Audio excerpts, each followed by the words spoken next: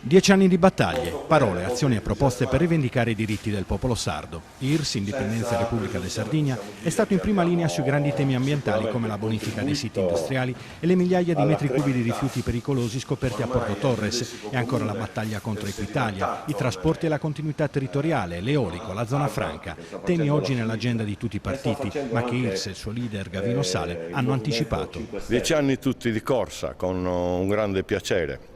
È una grossa maturità della coscienza sarda, i temi della sovranità e dell'indipendenza ormai sono in agenda politica, sono il fulcro del ragionamento per creare un governo regionale. IRS è maturo ed è pronto ad andare al governo della regione.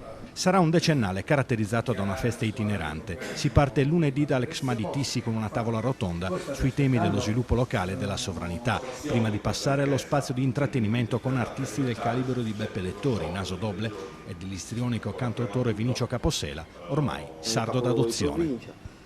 Questa è la prima, si svolgerà lunedì a Tissi.